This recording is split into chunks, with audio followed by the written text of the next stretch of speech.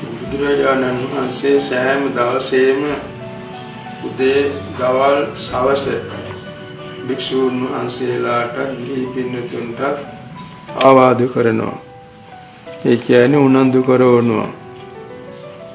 දුර්ලභෝ භික්ඛවේ බුද්ධෝත්පාදෝ ලෝකස්මි මානි මේ බුද්ධෝත්පාදයේ දුර්ලභයි දැන් ලැබිලා තියෙනවා. දුර්ලභෝ මනුස්සත්ත්ව පටිලාභෝ නිස් ජීවිතයේ බොහොම දුර්ලභයි අද ඒක ලැබිලා තියෙනවා. දුර්ලභා කන සම්පatti ඒ කියන්නේ අන්ධ ගොළු බිහිරි උම්මත්තක මන්ද බුද්ධික වැනි අභාවිතාවෙන් තොරව නැන නුවණැති ජීවිත දුර්ලභයි දැන් ඒක ලැබිලා තියෙනවා. දුර්ලභා පම්බජ්ජාතින් පැවිදි පිරිසට මහානකම ලෝක බොහොම දුර්ලභයි අද ඒක ලැබිලා තියෙනවා.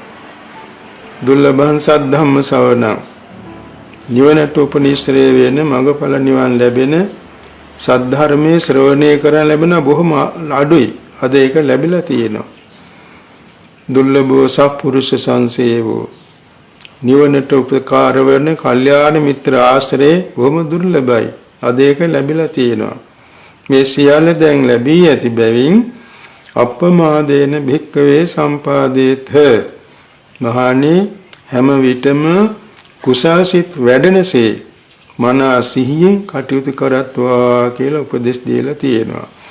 ඒකට විශේෂයෙන්ම කියවතු වෙන්නේ මේ අපේ ජීවිත බොහොම වාසනාවන්තයි. හැම සම්පත්තියකින්ම අපට ලැබිලා තියෙනවා.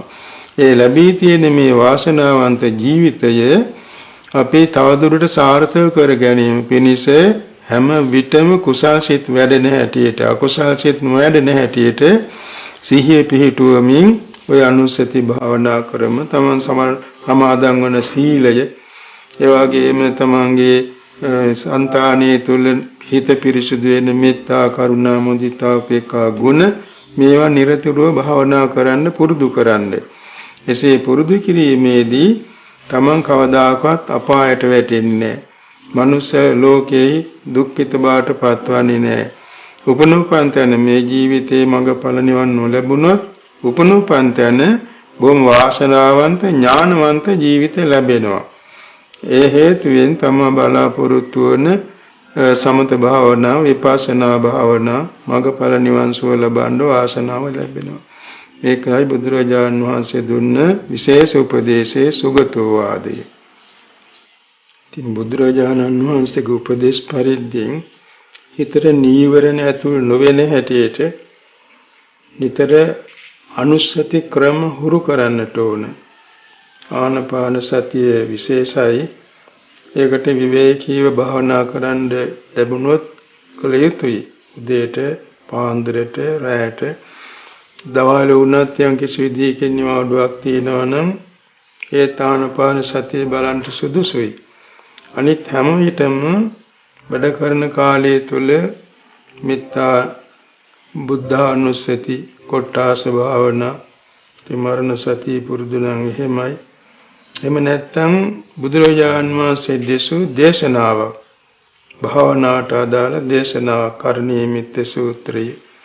එහෙම නැත්නම් ඒ විදිහේ මහා මංගල සූත්‍රය, රතන සූත්‍රය වෙන දෙයක් හිතින් කියව දවසේ වැඩ කරනවා.